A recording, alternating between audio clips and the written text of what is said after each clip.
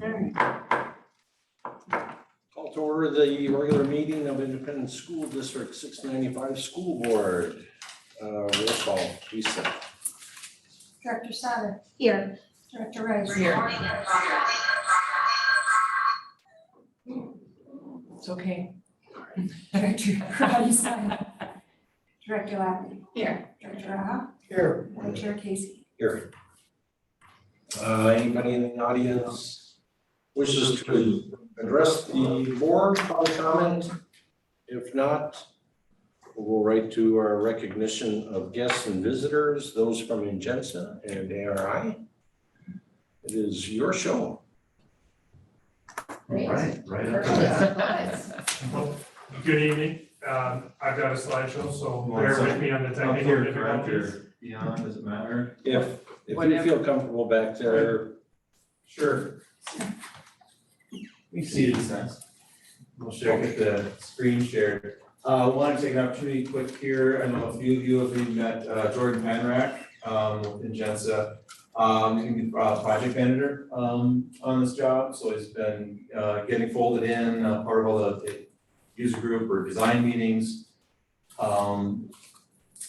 Doing estimates, gonna be doing a lot of that stuff, so we'll be seeing more of him. He's been getting pretty in-depth into the design and all the players involved here, so you'll be seeing him more, so wanted to officially introduce him to you. Yeah, happy to be here. Just a little background. I'm central Minnesota guy, so I'm not from somewhere too far out of state, but went to Moorhead, got my construction management degree, and just actually been doing this kind of work for the past couple of years, so kind of an easy transition for me, and looking forward to it. So we will continue to talk as we move forward. thank you, Jordan. Nice to meet you. You as well. So just to get things started, if you guys can see my screen here, this is our board update for tonight. A little bit of a lag there. Board update on the schematic design. So agenda of what we're gonna cover. We're gonna run through the schematic design update, the design itself, a schematic design estimate, and then a budget update. So to start with that, on the design update, so question's been out there a couple times, so we just wanted to make it known and documented. The gym is full size and has 2 regulation cross courts, so we did get some feedback and we made sure that is in the design. Currently, the design is sitting around 82,000 or maybe 81 and change. And our referendum amount was 68,000 square feet, so it is significantly higher. Some of that is due to user group feedback. What we do at this phase is we try to gather all the wants from the user group and then accommodate that. And at the same time, we have to look at the big picture and know if we need to cut back or how can we accommodate that. That being said, even with the square footage that we're at, with some cost control measures that we'll speak to in a little bit later in the presentation, we'll put those in place. We feel the budget can support the design where we're at. And then after this review, our goal is to really have this floor plan be set so we can focus on it and move forward. So with that, I'm gonna turn it over to Katie and let her speak to. Well, that's getting loaded up. Let me speak to quickly to that 68 to 82, we get that question too. Why we're at 68? That really goes back to that bonding limit that we had. The $32 million was the kind of the cap that the district had to be able for bonding at that time. That typically would go up a little, with tax base every year, but that's where that was at that time. So we knew we had to be tighter with those spaces. Some classrooms would have been programmed in a little bit smaller than what we're showing now, so we're probably a little bit, not on the high end, but larger than what was there. Items like some weight and fitness space. There's a walking track and viewing track that Katie will speak to too. We kind of talked about, from the very inception, that'd be awesome to have. If we can get that, we'll try and get it kind of thing. So there's spaces like that are programmed in, some mechanical mezzanine space. That's in that 82,000 square feet too. So originally we were saying, oh, yeah, we know it's cold and it stinks to not have some of those pieces inside, but we were planning on putting, more rooftop pieces in. But have put some of that more simple square footage back in just for the overall life of the building and having those mechanical units inside the structure than sitting outside. And real briefly, that's kind of why going from 68 to 82. Okay, so I'll talk a little bit about the plan as we see. It's a big plan and so it will kind of digest this a little bit, but maybe just talk originally about the site, a little bit of the development. So as we've identified, we're in schematic design and in the architectural world, we've gathered all the data that we feel like we need to gather in order to finalize this concept document. All the classes, all the people are in the right spot, all the spaces have been defined.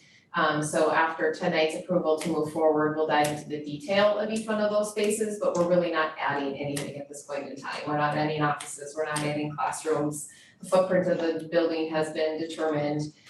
So there's lots of information to continue to gather within that, but we're really not changing the overall size and square footage of the building. So that's kind of what schematic design, the next step in our world is called design development, where then we move in and we start digging into more detail on each one of the spaces that we've originally planned for. So overall concept from site plan, this is very similar to what you guys have seen in the past. There have been a few adjustments to the plan, but from the east side, we still have that independent bus drop-off pickup loop. We've extended the parking out in front of the existing high school to gain some additional parking straight up to the existing high school site. And then we have the access from the north for the elementary pickup and drop off zone. And this has grown in size, I think, since the last time you've seen it. Overall, we're sitting at about 125 parking spots, which I think is what our original goal was, to take the parking needs from the Vaughn, the existing parking needs at the high school, so that 125 is right where we're sitting. So the green space on the right-hand side in the northeast corner, you can see that it's about 100 yards, certainly not a competition-sized football field, but nice as a practice field. So green space if you want to use it for any athletic practice, and then also just to support the green space for PE and athletics for your everyday gym class. There'll be plenty of space for those kids to move around and use that green space in the upper right-hand corner. On the left-hand side of the document, on the west side, we have kind of redeveloped the pickup and drop-off zone. So that's where our mechanical and kitchen, so that's kind of back of house.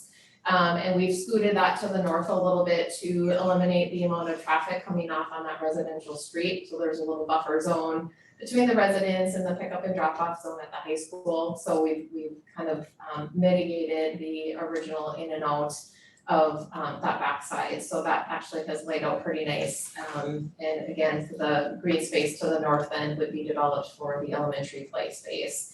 And we'll work through playground and green space and hardscape as we continue through the design development process, but we know we've got plenty of space on the upper left-hand corner for the site.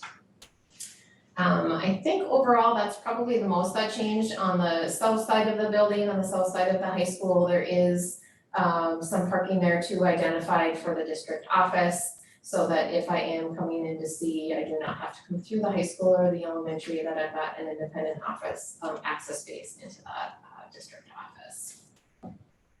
Any thoughts, comments, questions on site?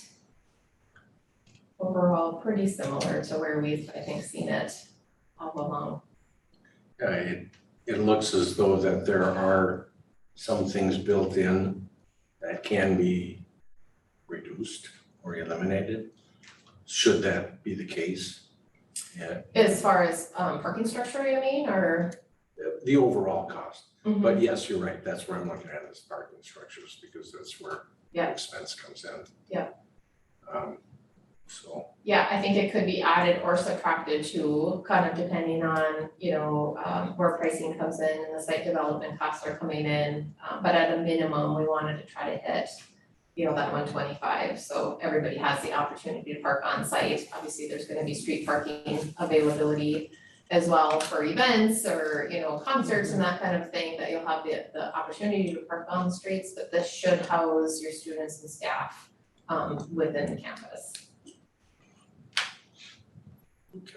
Okay, so we'll dive into the addition first, and so if you wanna go in, we'll kind of blow up at the gym and then I'll just move forward. So the development of the gym space again hasn't changed a whole lot. We just continue to define a little bit of the details and how we're gonna attach the new building to the existing building.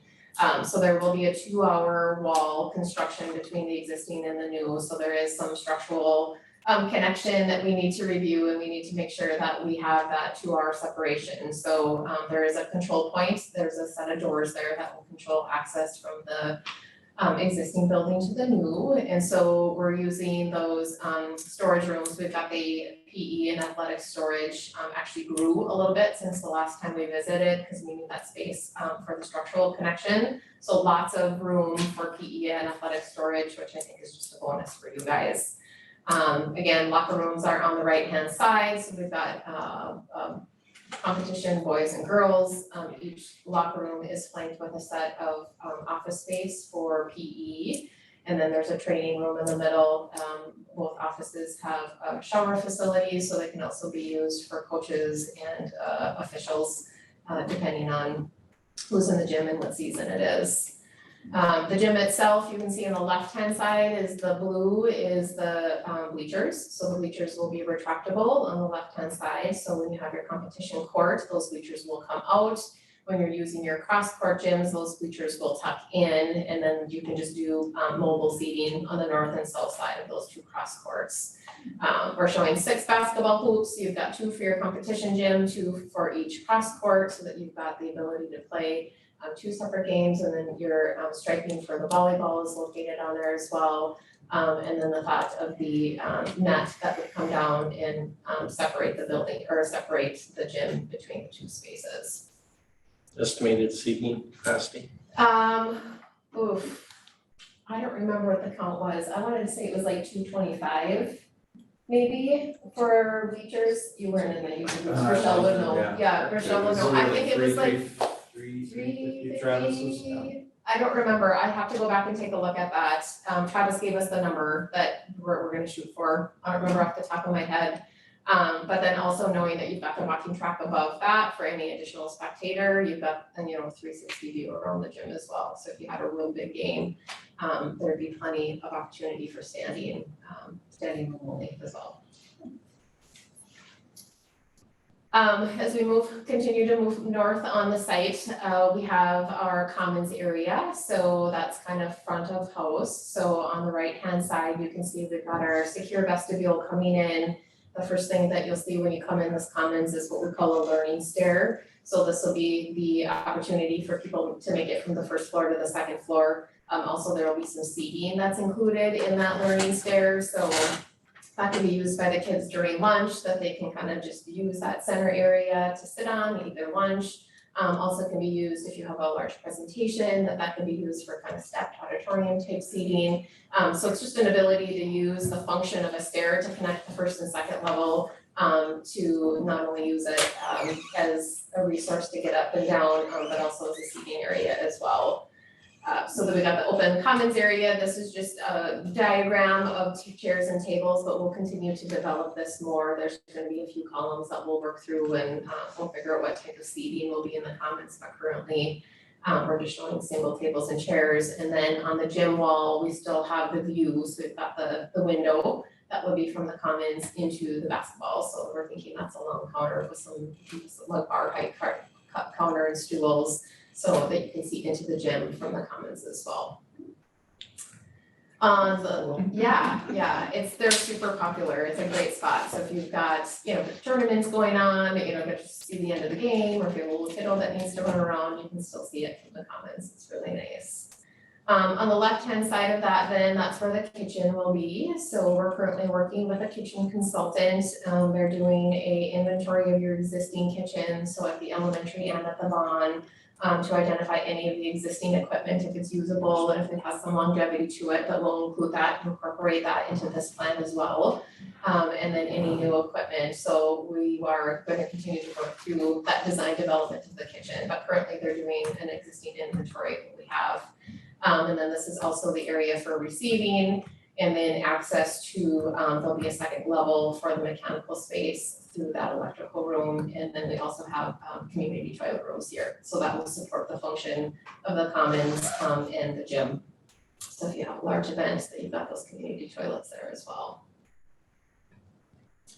And then as we move further north, you get into your educational wing, and this really has been pretty solid since the last time we were here. Being uniform, the size of the classrooms, so your early childhood classrooms are gonna be around that 1,000 square foot. And the remainder of your classrooms were somewhere between 875 and 9, depending on where they're at. So all of the rooms will be set up very similar, so you've got the flexibility as you grow, if a classroom changes, one gets bigger, a class size grows, you've got the flexibility to add or subtract to any one of these classrooms, so they're all very uniform in size, which I think is important for a district of your size to have that flexibility as we move through the future. And they also all connect, so there's a door that will be between all of the classrooms. So if there is pairing and sharing in the future, if there's team teaching, that you've got the ability to open that set of doors, so one teacher could manage 2 classrooms. Or the kids can move back and forth between the classrooms as well. All of the lockers are in the corridor, so those will all be defined in the corridor area.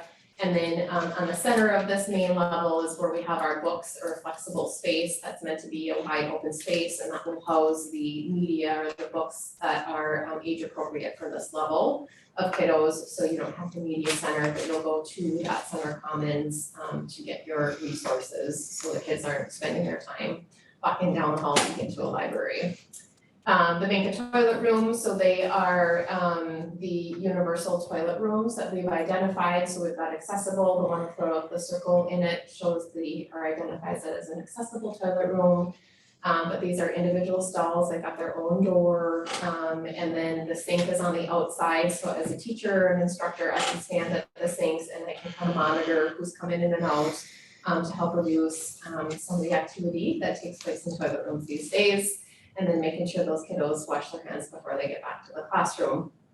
And then on the north side of that, Bank toilets, that's the access to the second level. So the second level, you need 2 exits out. So we've got kind of the back access, so that's internal, that's past the secure point, so kids can get up and down between the first and second floor without breaching that secure entrance, and not having to go to that main stair to make that access point. So can I ask, the rooms, none of the, like the kindergarten rooms or they don't have lockers in them anymore? It's all gonna be outside? Everything will be in the hallway, yep. And then on the right and left hand side, so your right hand side, you've got access, so that'll be identified as your early childhood entrance, because they work different hours than our normal school hours. We don't want them having to tromp through in and out of the office during the school day, so we've created a second entrance, so that early childhood could come in and they can check in at that first classroom, just to help with the traffic coming in and out the front. And then the exit on the left-hand side will allow the students from the elementary to scoop right back onto the green space in the playground. So that'll be their controlled access. Again, they don't have to come through that secure zone on the front of the school, so all of their activity happens behind that set of double doors. And there is bathrooms, what I'm seeing, there is bathrooms inside the kindergarten room. Yes, so kindergarten, so once we get to first grade, the toilet rooms on the public or the kids' toilet rooms are utilized, but the early childhood and kindergarten have one single toilet in each one of their classrooms. Okay. Yeah, and then that center core area is just defined, those are some of your specialties. And again, the importance of keeping some flexibility, trying to keep those about the same size, so they're 125 feet for, Title or North Homes, or some of the people that come in and use those spaces, they're meant to be flexible, meant to be, if a kid needs to get pulled out of a classroom, they've got that book and flex area, they need to be in the corridor, or some independent learning, they've got some single spaces, so they're not just sitting in the corridor, they have a space to use as well.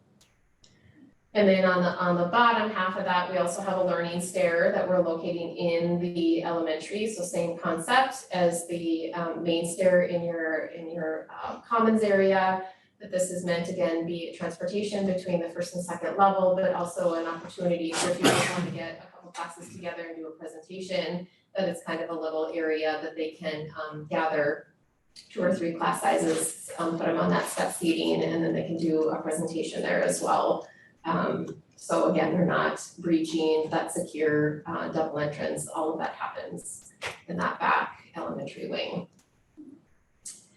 And then the administration, so for the elementary specific, we've got our secure entrance, so you've got your vestibule. You'll be able to walk in from the outside doors, but you can't get through that second set of doors. You'll be forced to walk through that secure lobby and do a check-in with the reception. So if you're just dropping off a lunch or an iPad or something, you can leave it there. If you have to get into the school for some reason, you'll have that opportunity to be buzzed in through that secure lobby. So there's that single secure connection point. Then you can see the rest of the spaces. We've got reception and the principal right behind it, access to a conference room, some file storage. There's the teacher workroom that will have, large printer and paper and those types of things. Each level has a staff lounge, so each teacher's got the opportunity to stay on their level, so they're not dropping back up and down. So there's the staff lounge here, and then you can see that there's the nurse station. We've got a toilet room for the staff in this as well, and then we've got the elevator to bring us from the first to the second floor. And the dean of students with access both from the administrative wing and then also from the hallway as well. So if you want to zoom out a little bit, that kind of encompasses the first floor. And we want to pop up to the second. Okay, so second level, walking track, we'll talk about the gym a little bit. So if you zoom in, you can see that learning commons or that learning stair where it shows up on the second level. So as a community member, as an athletic team, as whomever, if you want to use the track during the elementary, you can get out, walk around that track to get the wiggles out. It's really meant to be a multi-purpose space. So we've got that running, so you get all the way through, you'll have view into the commons as well. So if there is an event happening in the commons area, you also will have that second level that you'll be able to see from the upper level. And then again, with the way that the structure is attaching to the original building, we've had a little extra space down on the south side. So, just again, more opportunity for, stretching space or, a little spot for the elementary kids to come and run around. And then to the right of that, we've got the fitness center and then a multi-purpose room, which could be used for like your cheer team or dance team or community ed. But that's kind of bonus space for you guys that we were able to incorporate with the plan as it was put together. Then on the upper half, again, when we get into that elementary wing, we've got our set of double doors. So that's that secure access point that we get into the classroom. So those will be locked down. So in the evening or a community event, nobody gets past that. Nobody's running through your elementary educational space. And then we've just flanked both sides with traditional size classrooms. Same thing as the lower level. They're all connected. They're all the same size, all the same storage. So flexibility again on whether you grow or shrink in a class size, or if you have another bump in enrollment, this floor plan will allow for that future growth. And then that center area is identified as kind of your STEM flex area, so that's meant for some of your specialties, art and science and technology. And again, if you grow these programs, to have a classroom to support some of those future educational spaces as well. And then on the north end of this one is your books and flex room. So that's where your media will be available for this upper level grade to be able to access the books and materials on that north side of the plan. And then on the left-hand side, we've got some mechanical space, and then there's a music room that will support the elementary at this level as well. So the kids don't have to walk down to the high school to access band or choir. That they will do all the elementary. We set it over the gym or over the kitchen, so noise transfer shouldn't be an issue either. So nobody's stuck beneath them learning, how to use the drums or whatever. So, and then on the right-hand side, there is the teacher lounge or teacher break, teacher resource area. And then the class right outside the elevator is your STEM classroom, or your, not the STEM, the smart room. Yeah. And we've got some glass that's opened up to the commons area, so that walking track will be able to see into that smart lab, which is also very important because you don't want to see just athletics, but they might catch a glimpse of what you're doing educationally here as well, which is a really important thing. So we wanted to make sure to showcase that lab. and some of the cool things that you guys are doing at the school. And again, some future opportunity, if that becomes robotics or something different, that the community has a view into what's happening in your world, educationally as well. So that's the quick overview of where we're sitting on the elementary addition. We also have a little bit of work, if you wanna go back to the first floor, of First one. work that we were doing in the high school.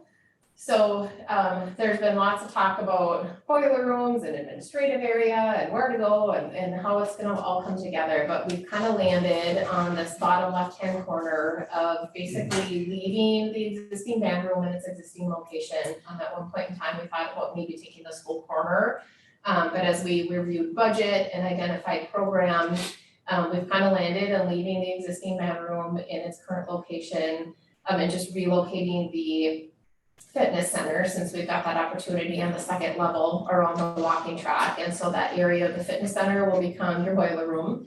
And that boiler room, the reason that it's in the existing high school is because it needs to happen before the completion of the elementary, because you have to backfeed your high school. That boiler is going to feed both buildings.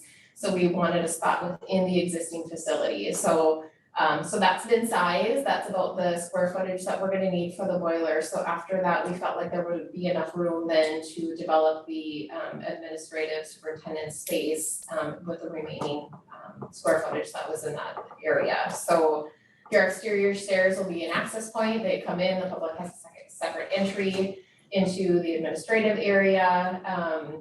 We've got enough room for 4 offices, so again, as you flex and grow, that there's 4 private offices in addition to the superintendent and the administrative assistant. So there's file storage, there's an opportunity for the vault there, I think we can fit in a little conference room.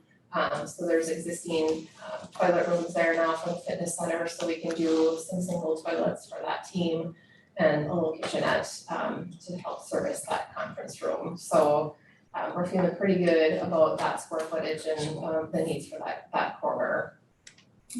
And then where your existing media center sits in the high school, we're still looking at opening that up and creating a high school common space. A lot of, again, the schools that you're seeing, these kids just need a spot, they're here early, they're staying late, they're waiting for practice. So instead of having them roam around the high school to really develop a common space that's for them.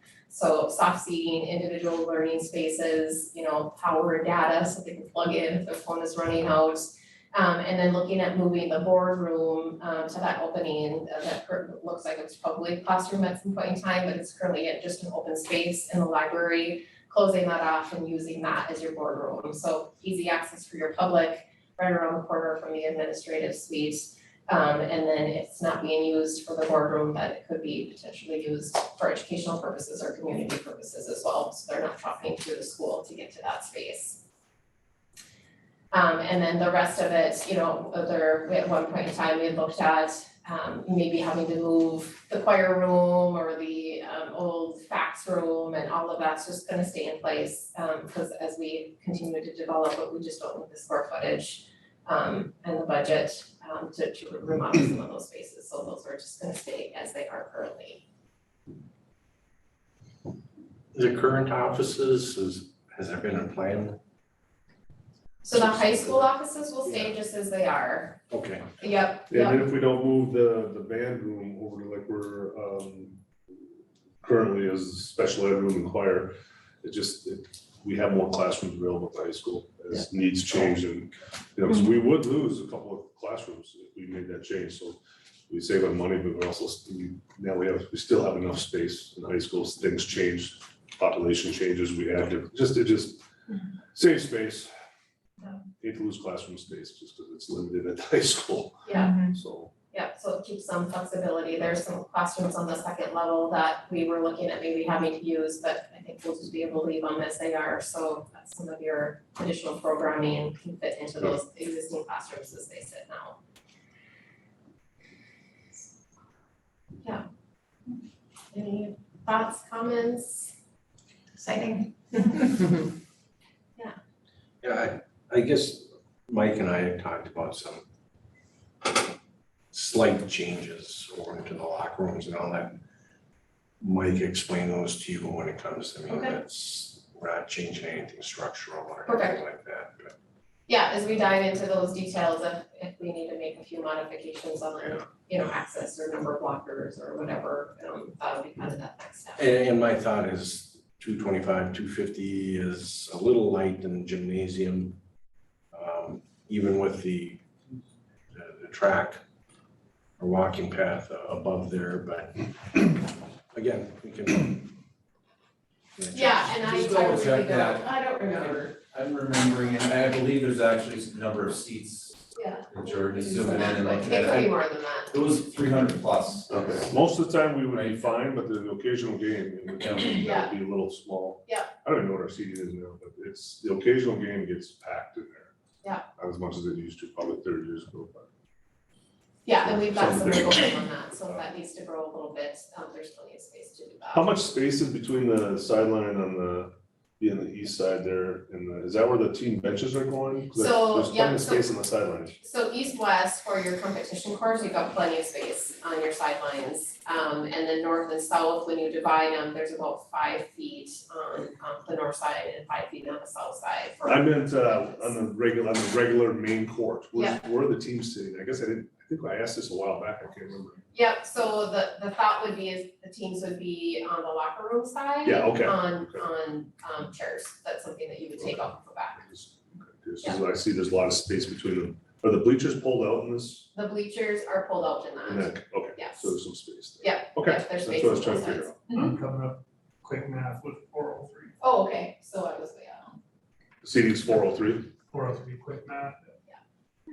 And what about the noise from the band with the superintendent's office and all them right there? Is that gonna be an issue? I mean, when there's a weight room, it didn't matter because Yep, but I mean. yeah, question. it's a good question, so I mean, we're definitely gonna wanna build, the wall Some- between with Noise some Something's gonna have to be, yeah, Yeah. because believe me, I know, Yes. yeah. Yep. And you guys aren't gonna wanna listen to that. Yeah. Yeah. I sat next to the music room here for a few years. Yeah. Pounding on pails like drums. Yeah. It should get better as the year goes on, right? Yeah, well, sometimes. Yes. No, it does. So, one of the other things is, I've been asked this by the community, quite often. Now, if we're building and the kids are still gonna be going to school here, how are we reusing the windows from this building into the new one? Yeah, What so- does that look like? Yep, so we've talked a lot about that. One of the strategies that we're looking at is actually reusing the existing elementaries to help backfeed some of the high school windows that haven't been replaced. Instead of trying to reuse them on the new addition. And there is, I think, some value on that for you guys. Because of time of construction and just as exactly what you said. And then also putting, although they're newer windows, they are aged, into your new addition. And so that's kind of been our strategies to try to figure out how we can potentially just reuse them and put them in the high school instead. Yeah, Cause that's a big thing, cause I mean, these windows aren't that old. Yeah. yeah, But that's one big thing that you get from a lot of the community members is to save, cause that was an expense that Yeah. went out not too long ago, so. yeah, so we don't have a final answer from that, but I know it is a priority for you guys to try to do the best we can with those. And so that is a strategy that we're exploring is if we could maybe just replace some of the older high school windows. Since this building is gonna be around for a while, that might be a better strategy to reuse them. So the Vaughn windows won't be able to be reused. No, I mean, the bond's probably worth something into somebody, so we're probably gonna leave them on and it's, best as we It's- can. Yeah, and anything that we can peel out, technology, they've talked about, reusing that in the classrooms. And so anything that has some value and that we can implement. The shades, that had a lot of value when they were coming in, Yeah, the shades. I yeah, heard about shades. Oh, yeah, a the lot. shades, the new windows, the sun coming in. When do we get our shades? yeah, So that yeah, might be, yeah, so anything, and I know, Mike's done a nice job of, kind of identifying some of the newer things that are here. And so that's kind of our next step, once we get into that design development, we talked about the kitchen, any of the equipment that we can use, so we're gonna try to do our best to utilize anything that we make sense, you don't wanna put old that are gonna wear out on a regular basis, so you Right, don't wanna right. be careful with that too, but, yeah. Okay, so also I just had a concept of the exterior elevation that I would like to share as well tonight. So we've developed this concept for the exterior elevation. So the left-hand side of this image is the existing high school. The right-hand side, as you can see coming through, would be your elementary. So we really want to identify your main entrance. I mean, this is gonna be where everybody's gonna walk into. And so using some of those arched properties of the existing high school and kind of enhancing it to identify that second story or that exist or new entrance. That would be a 2-story. So if you're thinking of being up on that walking track or in your commons area, there's gonna be a ton of natural light that's gonna come into that space. On the left-hand side, we're showing a lot of glazing, and the thought of that is that behind that glazing, that's the wall that we're connecting the old addition to the new, and that's the wall of your locker rooms, and so that's gonna be all wall. And so we thought that that would be kind of the history wall, or as you're walking from the old school to the new school, that we could use that those locker room walls as opportunities for artwork or displays or trophies, or maybe it's pieces from the elementary school, but that gets you as you're walking through kind of prepared from entering the old into the new. And so I'm thinking at night, when that's lit, that you'd be able to see into that wall behind that glass, and that would be kind of your complement. And then once you get to your main commons area, you know, that starts identifying, okay, we're in this new school, and as we move to the right, that becomes a little bit more of a modern architecture, and different materials as, you know, you've kind of gone through the old to the new. So that's the concept behind it. Again, you can see it's 2 stories, nice big windows into your elementary classrooms on the right-hand side. Those are all windows that go into the classroom, so they'll have tons of natural light coming through. You can see on the right-hand side, the access point, that will be your early childhood entrance, so clearly defined for people coming in, the little kiddos, they know where they're going. And then, yeah, just kind of taking a very simplistic look at a very ornate high school building. So instead of trying to mimic it, we're trying to complement with some of the existing details on just kind of a cleaner surface. So would like some feedback and thoughts on that, make sure we're on the right page as we continue to develop that as That well. looks beautiful. I was just at Lincoln Park today, that they have a brand new school. It's beautiful. You walk up to it, it's like, Yeah, oh my God. And then when you're in there, I kept wanting to go to the lake, because it's all windows and then you just see the lake. It's quite beautiful, this school. Yeah. But yeah, it had a nice look like that when you first get to it. Yep, just visually, you know where you're going, and like I said, I think that importance of that link, connecting the old to the new, using the architecture to see through the building, into what's happening on the inside, I think could be kind of fun. And I think that's one of the beauties of these schools around here now, is that they do look beautiful. You know, I mean, they are nice looking schools. Oh, yeah. But yeah, that looks very nice. Maybe if we come under budget, we can put a pond in or something. Put a pond. We'll put it on the list. Yeah. Yeah. Yeah, there you go, Mark, get your pool. Any other questions for PRI and Jensa? Thank you.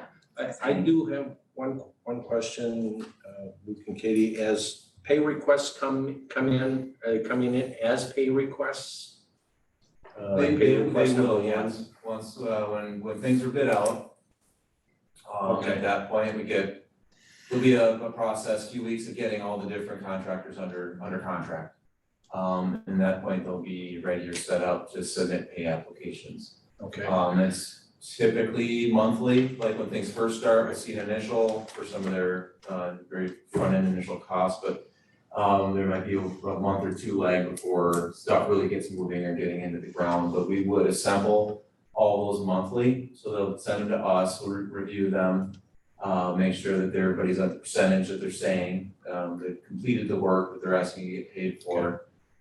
Review those, kind of bundle everything up, and then typically monthly would have a meeting with the district just to review those. So the summaries, everything is there, kind of legwork is done, perfect. and review it with the district, and then the district will take care of those. The reason I asked that because on our payables for this month, you know, we've got JPJ and Brown Intertech. And I was wondering if those were coming in as pay requests. So to let the board know, I'm asking Alex if it's possible, as those project payments come in under our consent agenda, we could have a separate item, so we can kind of follow ourselves where we're progressing in the day for the project expenses. So, and I think Alex and I will talk about that a little bit. Go ahead. Mr. Chair, I have one. Luke, the process, once we get this going, invoices from contractors come to you. Correct. You review them. You bring them to Superintendent Morrison and say, these look good, we can pay them. Is that how this works? Yep, from a high level, yep, that's exactly how it works. Okay. So you guys basically approve everything. Yep. Am I right? Correct. And your job is to come in under budget. Don't look If at afraid. all possible. Don't look afraid. Good segue into Don't look exactly. afraid. Yes. The We're cost gonna control help measure. ourselves get there. We're gonna help ourselves get there. Don't be afraid, because I know you can do it. I've watched you. So, we got an email about this project. And, you know, my understanding of the email was that we don't have enough money to do this. I disagree, of course. But I'm just gonna run down a couple things here that I don't know if the members know, but I do. The referendum money is 32 million, everybody knows that. We got bond sale revenue. How much? I don't remember, but I think it was a few $1 million. Interest income from the bond sale was $2,187,002. That's more than we had. COVID money, which I know we spent some on the pool repair, am I right, Mike? Okay, so that was 750,000. Now, the IRRR with the $8 million, just for argument's sake, if we even spread this out over 20 years, it's $400,000 a year for other projects and other repairs, which we do have. So I don't think, at least it's my opinion, looking at our budget, you know, for this thing, I don't think we need to dip into our reserves for any of this, to be honest with you. Now, I understand, but, you know, bids and stuff like that, but that's your job to keep it under control, not ours. Oh, a big nod, yeah, that's what we want a big nod. So I just want the board to be aware of this money that we do have. And it wasn't included in the 32 million. So some of this stuff that they're talking about, you know, that we need, when we need repairs in the high school still. So the IRRR money would be very good for that particular stuff. And again, spread out over 20 years, let's just say, that's 400,000 a year, I think that's more than enough. So just to make things a little clearer, just because of, I had some information on it from my previous place. Okay, thank you. Thank you, Director Raha. And that's something that, as Director Raha was saying, you know, to use his figures, 400 grand a year, this board can create some type of sinking fund that those dollars will just go directly to. And you can't rate it. If you rate it, you gotta pass a resolution and yada, yada, yada. So, anyway, go ahead. Floor is still yours. So with that, good segue, like we said, into talking dollars, so CMAQ design estimate. So at this point, like we had mentioned, as far as design development, that's when we're gonna start really getting into detail. Right now, this is a conceptual estimate based a lot on square footage, what we're seeing, construction types of materials, all that hasn't really been identified, so we can't really put too much time and effort into what we don't know yet. What we do know is sizes. So what we're doing is we're working with these conceptual plans to work up our numbers and guide this design to get it to within our construction budget. So we do know the bid climate is volatile, so like you kind of mentioned, we're at the mercy of what the bids are on bid day. At the same time, we're doing our best to identify and get ahead and put some measures in, so that we have some contingencies there, which I prepared on the next slide. So for this base bid amount of work, there's a base bid and then there's alternates. Are we familiar with how an alternate works in the bid process? So an alternate would be a separate price set aside that we can either accept or decline, but the base bid is the main portion of the project. So with the base bid, what that includes is primarily everything that we saw. There's a couple spaces that are not, which I'll break out into those. So for the new construction with 82,000 square feet being an estimated value of 21.3 approximately, remodel 1.9, mechanical upgrades, that includes like that boiler room and some of the other steam hot water, 2.7, site work, 3 million. That also includes demolition of the elementary, so that looks like a big number, but also it's that building demolition. Total estimate, 29 million, just over 29 million. So this is construction costs only. And we'll mention that those dollars do include the additional bonding proceeds and the interest income there, because those funds related to that bond sale, those need to be used essentially on that project. So that is factored into these numbers. So our construction budget, our funds that this is what we want to open on bid days. We want bids to open up and equate to this amount. Just over 28.9 million. That includes, like Luke said, the referendum funding, the bond proceeds, interest earning St. Louis County funds, and then tax relief legislation. That does not include our soft costs like fees, design, DFF&E budget, general condition budget, construction contingency. And like I mentioned on the last slide, our total estimate is 23,000 and change. That's about $61,610 over what we have, which is not even 2, but 0.2% over budget right now. At this level, with the level of detail that we have and the amount of design we have to go through and the ability to make changes, that's well within our strike zone. So this is exactly where we want to be. We're designing this, want to make sure that people understand we're not robbing the furniture budget or contingencies or other areas, to slide over to that. Those all are still in place. So this is base bid. Like I talked about earlier, cost control measures, we do have alternates. So some of these alternates or all these alternates are shown on the design and they're not included in that base bid budget.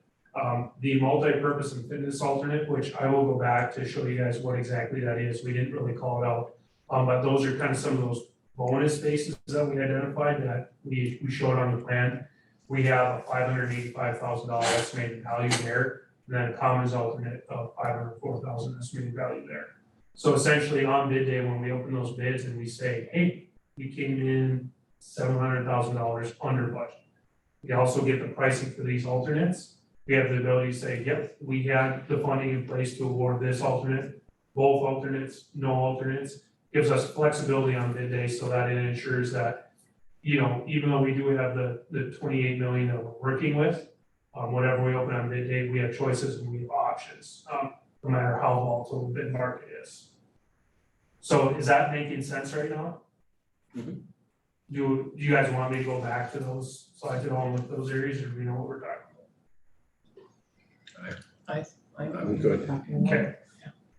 So, and then I made note, the IRRB funding, that is unallocated funding, so that does not play any portion into what we're figuring right now. It is not our intent to use that money and design to a budget that includes that money in that budget. So that's money that can be used to support the project if need be and deferred maintenance, but our plan would be to use that as a buffer on bid day, and address other campus improvements after bid day. So after the project bids out, after we know where it lands, we do know that there's a potential pool of money there where we say, we came in and we can only do the multi-purpose and fitness, but we really, really need that commons area. At that point, we have the ability to make the decision to use that IRRB funding, but at the same time, it is not our intent. It's there as a buffer or like a fallback plan. That making sense?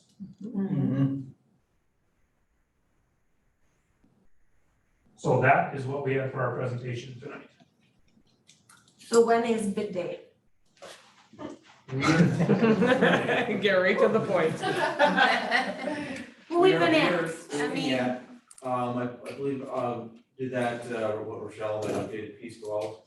So the kind of the update kind of. Yeah, Yeah, I saw it today.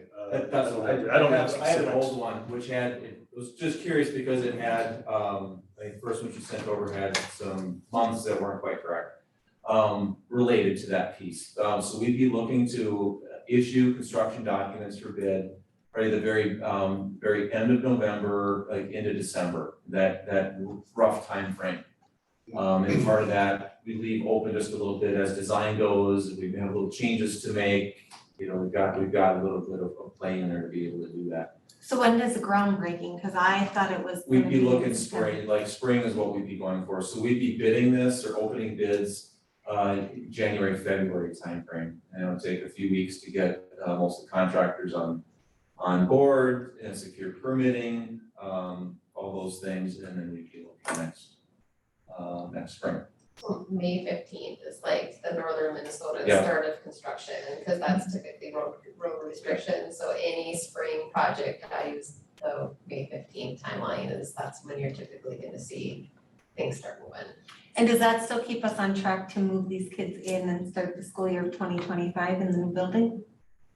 Okay. Yeah, that's what we're doing. Like, that's how many months? 18 months? 18. 18? How many schools, 18 would be kind of in the middle of that fall, so by end of year. just a calendar question, how many schools will move their start dates up early one year and then move it back to next year? So that instead of starting September 6th, we start September 20th and have like a 4-month summer so that there's more time. Does that happen? Is that pretty common? That's fairly common, yeah. And it depends on the type of work too. See it a lot like remodels, the big summer slam projects, that's where you really need it. Here we have a little bit more luxury of having an addition where you're not in it, so there's Right. really no harm. And we're gonna leave that existing elementary building. True, so. Yeah, it's definitely I'm something that looking we at can talk parking, about. parking is gonna be a mess for a year, probably 2 years. Yeah. It is, I mean, it is what it is, but. Okay, just a thought I had. One other thing that like we're dealing with, I've dealt with on a past project, we're dealing on another one right now. When we do have those construction documents complete, late fall, we're gonna be wanting to submit that to the state for plan review right away.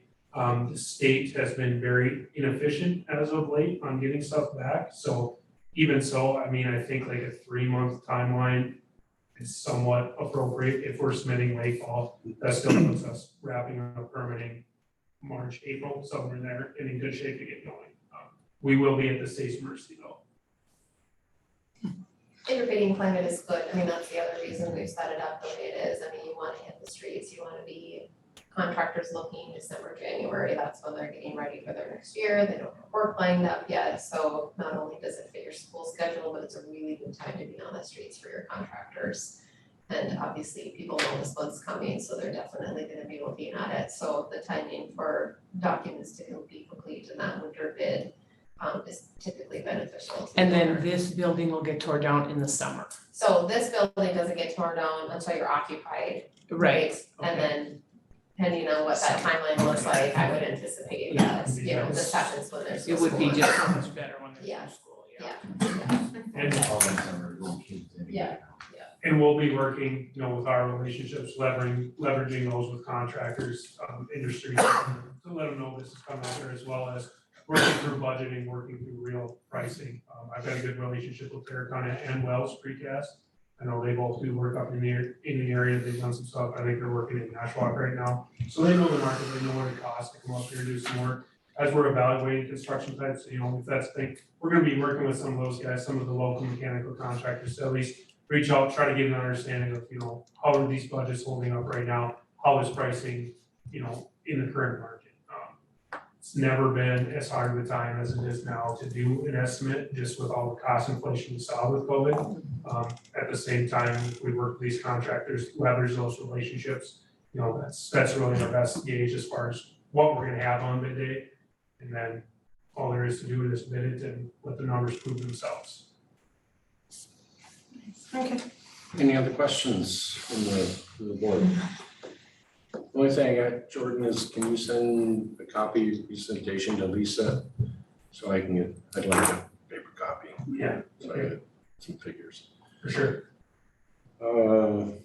Thank you for your time. Yeah, If there's no other thank you. questions. Thank you. Thank you all. That's great. Moving on with the agenda, item number 4, this is approving the agenda with the following addition under item 6B, motion or approving the hiring of a person to job number 237, elementary building secretary and community education assistant. Can I get a motion to approve the agenda? I'll motion. I'll support. Motion by Director Raha, support by Director Randall Sauter. All those in favor? Aye. Opposed? Motion carries. Item number 6, approving the consent agenda. These are items consisting of item A, minutes of the July 10th, 2023 regular meeting. Item B, payrolls for the month of June, July, and August 2023 in the amount of $1,384,268.67. Item number C, accounts payable for the month of June 2023 in the amount of $327,762.70. Entertaining a motion for the consent agenda. So made. Support. Motion by Director Rice, support by Director Miranda Sauter. All those in, sorry, sorry, so. I was giving you some props, like you didn't look up. All those in favor? Aye. Those opposed? Motion carries. Item number 6, personnel, motion to accept the resignation of Jeff Hancock as elementary teacher effective June 2nd, 2023. I'll motion approval. Motion by Director Raha, I will support with a big thank you.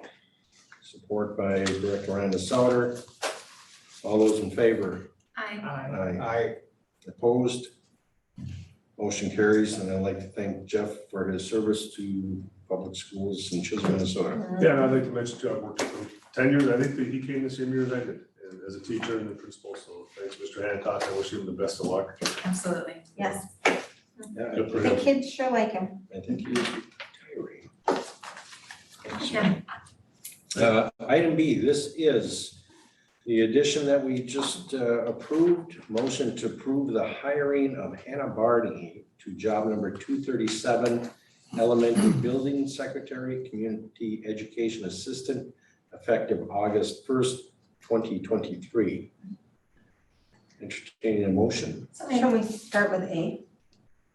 we just did that. What's J? On On our personnel. agenda. That's a typo. Oh, Because it should be we B. moved, Oh. we moved it. Yep, added as B under personnel. And I'm sorry, who made the motion? I did. Director Lappy, support.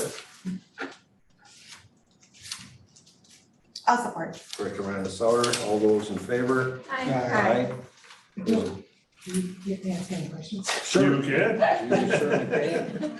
Because I have a question. How is this, I mean, I saw that you said that the union approved this, but it doesn't have to be posted. I mean, did We did, we posted it, You posted it? we did, yep, Oh, yep, we okay. posted it for a week. Oh, okay. I didn't think we posted it. I'm like, Oh. how does that work? No, okay. Very good. Then that was my question. Very good. Try to move things right along. As Alex is staring me down. All those in favor? Aye. Those opposed? Motion carries. Congratulations to Ms. Barney. Item 7, administrative business. Item A, motion to approve the payment to Frontline Education in the amount of $6,079.71. This is for applicant tracking of internal applicants effective for July 1, 2023 through June 30th, 2024. Is there a motion? I'll make the motion. I'll support. Motion by Director Ryan Sauer, support by Director Raha. Any discussion? All those in favor? Aye. Aye. Those opposed? Motion carries. Item B, motion to approve the fiscal year 2024 long-term facilities maintenance 10-year plan as presented. Alex, do you want to add anything? Yes, sir. Thank you, Mr. Chair. Yeah, so what this is that every year by July 31st, you're gonna have your 10-year plan for your long-term facilities revenue laid out and submitted to MD after board approval.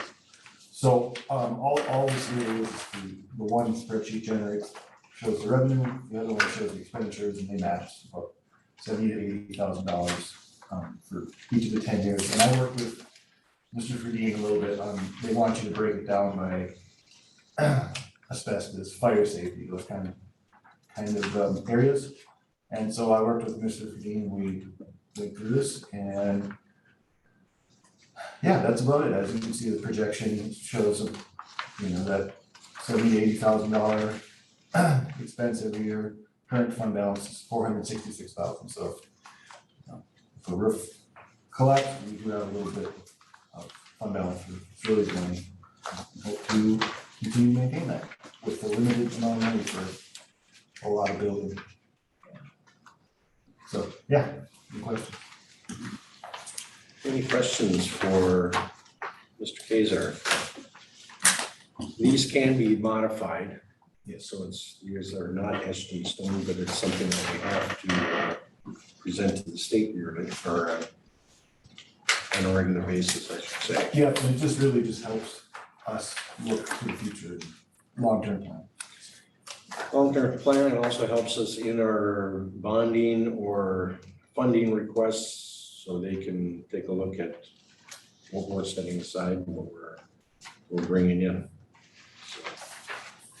Thank you. Motion, can I entertain a motion to approve the long-term facilities plan? Okay. Motion by Director Lappy, Support. support by Director Rice. Any other discussion? All those in favor? Aye. Those opposed? Motion carries. Item number C, motion to approve the resolution to accept donations. This is resolution 23-07-24. Resolution accepting an elliptical donated by Rosalind and John Steneker to support the Chisholm High School.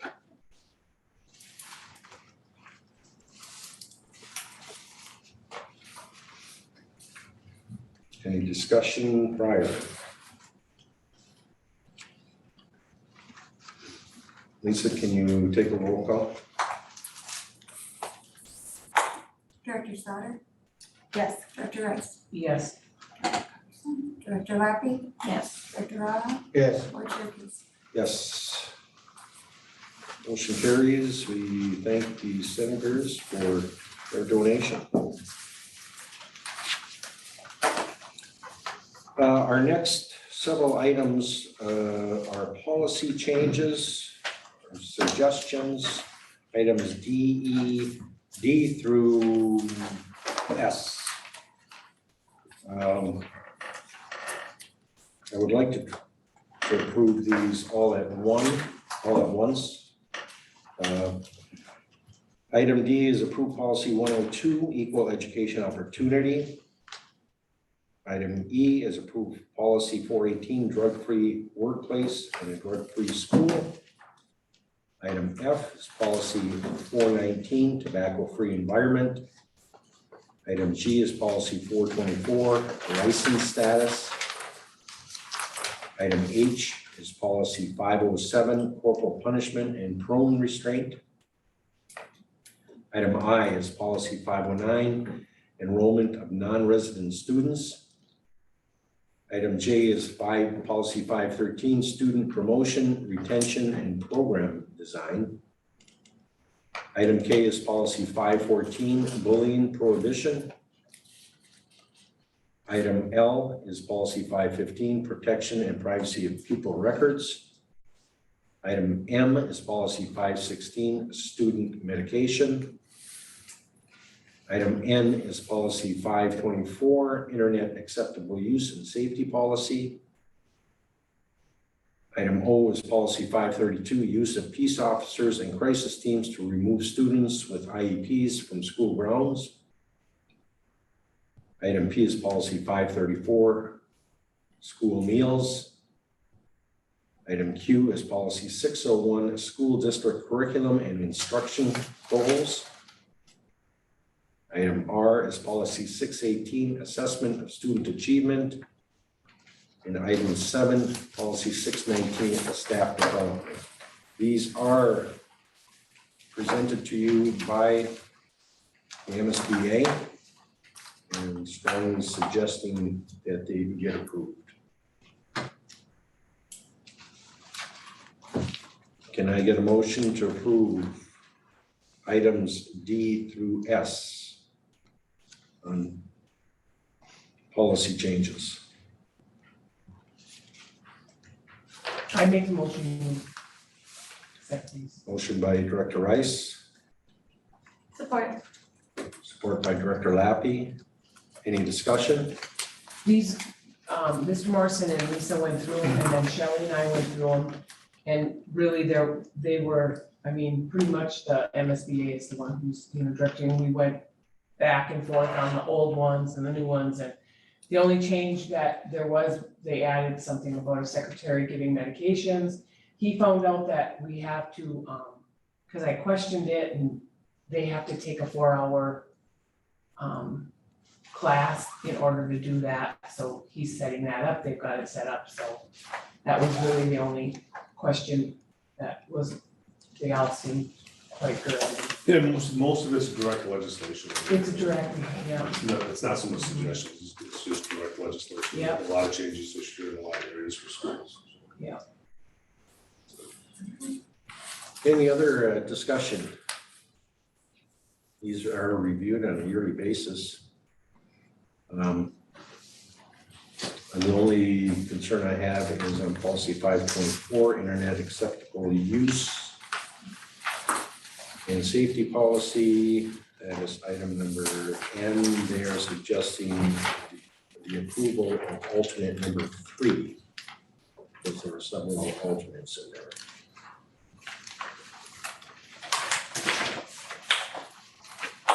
I would like to amend the motion by Director Rice to specifically state that we are accepting alternate number 3 on policy 524. Can I get a second to my amended motion?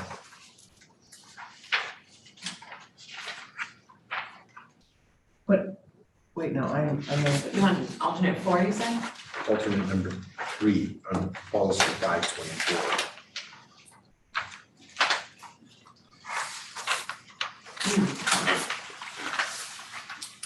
That's right. Everywhere, no?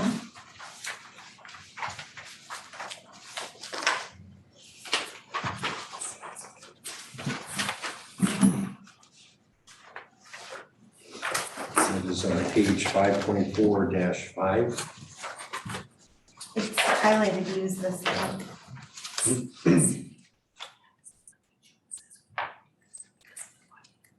That we, I'll second.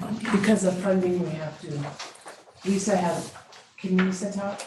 She just was saying that it was one that it has to be, we have to accept it the way it is, because that is how the Get funding. the E-rates. Yes. Get the E-rates. Support has been made by Director Lappy. So we were using this one. That's the one we need to use, is the one that's here, Yeah. I thought that's, according to rebates. and that's what you were E-rates. suggesting. E-rate, E-rate. Sorry, yeah. Any other discussion? All those in favor? Aye. Those opposed? Motion carries. Item number 8, any discussion by board members or other? The parade is on, so, I gotta check to see how many pencils we have. Do you? Cause they told me to put eyes on. They're worried we might have to order more. Okay. But yeah, so, so anybody who wants to walk in the parade, we're using the same band, the band is going, and then we're gonna meet the bus up there, and it's gonna be the cheerleaders, the band, and then us. And we're first, I guess after the grand marshal, so I guess we're not first, but, yeah, And what date is that again? that is A the week from Saturday, right? sixth, yeah, the 6th, is it? Or the 5th? The fifth. 5th, and the parade starts at noon, so we all line up about 11 or something like that. Yeah, I might be able to pop down there if I have everything set up. Yeah, Can I have the helmet? and Jessica has gotten about 8 or 10 people, so, Oh, good. yeah. Nice. Perfect. Yeah, it'll be fun. Any other discussion by board members? Item number 9, information. I have nothing other than sometimes people get confused, being that we have a funny calendar, so we've got actually 3 weeks or 3 Mondays until our next board meeting. So, don't want anybody tuning in at the wrong time.